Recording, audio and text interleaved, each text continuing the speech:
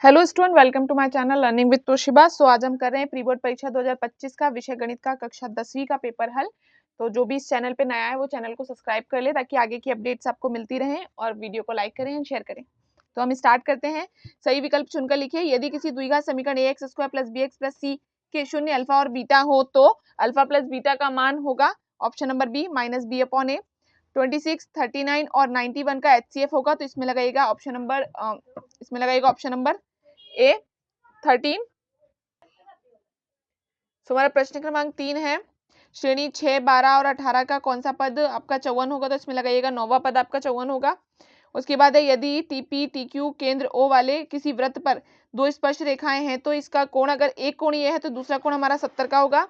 उसके बाद हमारा किसी त्रिभुज एबीसी में डी ई समानांतर है बीसी के, तो हमारी जो वैल्यूज दे रखी, जब इसको आप सॉल्व करेंगे बटे में रखे तो इसका आंसर आएगा 4। यदि a1 upon a2 is equal to b1 upon b2 equal to is not equal to c1 upon c2, तो युग्म का जो हल होगा, ये वाली जो चीज है, इस कंडीशनों को आप याद रखिएगा। एक ऑब्जेक्टिव जरूर आएगा तो इसमें लगेगा कोई हल नहीं होगा। उसके बाद हमारे रिक्त स्थान की पूर्ति कीजिए। क्वेश्चन नंबर 2, दो समान कोणीय त्रिभुजों में उनकी संगत भुजाओं का अनुपात सदैव बराबर होता है। किसी बिंदु की x अक्ष से दूरी उस बिंदु की कोटि कहलाती है। 3 मीटर ऊंची मीनार के पाद से 3 मीटर दूर स्थित बिंदु पर मीनार की चोटी का उन्नयन कोण 45 डिग्री होगा। जब भी आपकी ऊंचाई और आधार दोनों बराबर होगा तो कोण आपका 45 डिग्री का यानी 45 डिग्री का होगा। किसी असंभव घटना की प्रायिकता सदैव 0 होती है।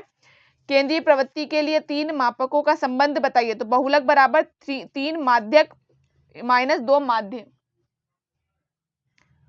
त्रिज्या r वाले वृत्त के क्षेत्रफल का सूत्र बताइए, इसमें लिखिएगा पाई आर स्क्वायर। प्रश्न क्रमांक हमारा 3 है, सही जोड़ी मिलाइए। सेक थीटा का आप लगाइएगा 1 अपॉन कॉस थीटा।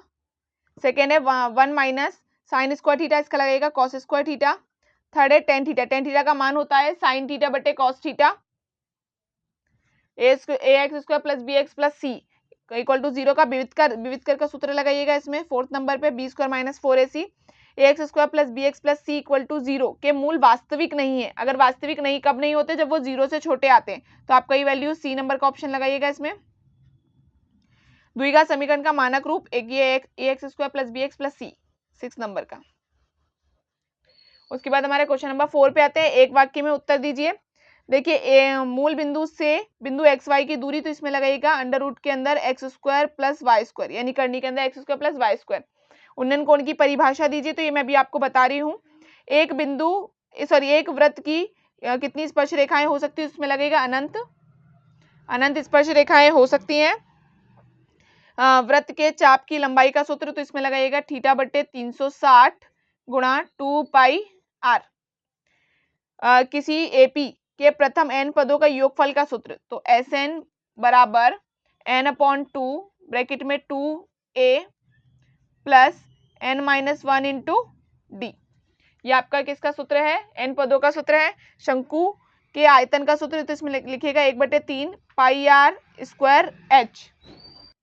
तो उन्नयन कोण की परिभाषा देख लीजिए। जब वस्तु आंखों की क्षैतिज रेखा से ऊपर हो तो उसे देखने के प्रक्रम में हमारी दृष्टि रेखा जिस कोण से ऊपर को मुड़ जाती है उसे कोण को उन्नयन कोण कहते हैं। यानी कि आप ये समझिए कि कोई प्रक्षेप यहाँ खड़ा है, ये आपका क्षैतिज तल, और यहाँ से जब आप ऊपर की ओर देखते हैं तब उन्नयन कोण यहाँ पे बनता है।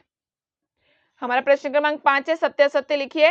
तो यदि एक त्रिभुज के दो कोण एक संगत त्रिभुज के क्रमशः दो कोणों के बराबर हो तो वह समरूप कहलाते हैं। इसमें लगाइएगा आप सत्य।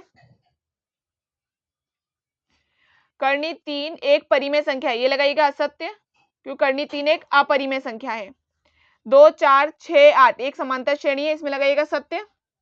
हाँ, क्योंकि ये जो 2, 4, 6 इनके बीच में समान अंतर चल रहा है तो एक समांतर श्रेणी है। अर्धगोले का संपूर्ण पृष्ठीय क्षेत्रफल 3 पाई आर स्क्वायर होता है, आर जहां आर अर्धगोले की त्रिज्या, ये बिल्कुल सत्य है। किसी घटना की प्रायिकता ऋणात्मक भी हो सकती है, असत्य लगाइए, क्योंकि इसका रीजन है आपकी जो प्रायिकता है वो 0 से बड़ी या बराबर और 1 से बड़ी या छोटी या बराबर होती है। यानी कि आपकी प्रायिकता 0 से बड़ी होती है और 1 से छोटी होती है, या जो वो भी हो सकती है। बिंदुओं -4, 6 एवं 4 माइनस 6 के मध्य बिंदु के निर्देशांक 0 0, इसमें लगाइएगा सत्य। उसके बाद हमारे प्रश्न क्रमांक 6, प्रश्न क्रमांक 6 क्या है हमारा, एक गुणनखंड है। तो इनके सभी के आंसर जो है मैं आपको पीडीएफ के रूप में आपको टेलीग्राम चैनल पे मिल जाएंगे। इसमें आपको कुछ नहीं करना है, y equal to M X plus C है, तो ये मैं आपको भी समझा दूंगी। जैसे x की वैल्यू आप क्या करेंगे, x के प्लेस पे आप 2 रखेंगे और y के प्लेस पे आपको क्या रखना है, 5 रखना है। ऐसे यहाँ पे जब 8 प्रश्न क्रमांक 7 है, 8 9 और 25 का HCF, तो आपको पता है जब भी आपकी ऐसी संख्या है जिनका कोई मेल नहीं है आपस में, तो उसका HCF कितना होता है, 1 होता है। जैसे यहाँ क्या लिखा है, किसी बहुपद px में आपको क्या चाहिए, नीचे के px y equal to px का वैल्यू चाहिए। तो x अक्ष पे जितने बिंदु बार टच करिए उतने आपका वैल्यू होता है। तो आपका कितना, 1 2 और 3, तो इसकी शून्यांकों की संख्या कितनी हो जाएगी, 3 हो जाएगी। बस ये संगत क्वेश्चन है। उसके बाद हमारे क्वेश्चन नंबर क्या है, क्वेश्चन नंबर 9। ये आपके सारे क्वेश्चंस देख लीजिए, और इसमें से कुछ क्वेश्चन जो है मेरे और वीडियोस पर डले हुए, जिसके लिंक आपको डिस्क्रिप्शन बॉक्स में मिल जाएगी, आप प्लेलिस्ट में जाके देख सकते हैं। सभी प्रकार के क्वेश्चन देख लीजिए। क्वेश्चन नंबर 18, उसके बाद है आपका क्वेश्चन नंबर 19। तो आपके फाइनल का जो पेपर होगा वो इसी पैटर्न पे होगा, पैटर्न चेंज नहीं होगा। कहाँ से क्या क्वेश्चन पूछा जा रहा है वो इसी पैटर्न पे आपके फिक्स रहेगा। हो सकता है क्वेश्चन चेंज हो जाए उस चैप्टर से, पर आपके पैटर्न यही रहेगा। तो आप इस पेपर को अच्छे से तैयारी कर लीजिएगा फाइनल के लिए।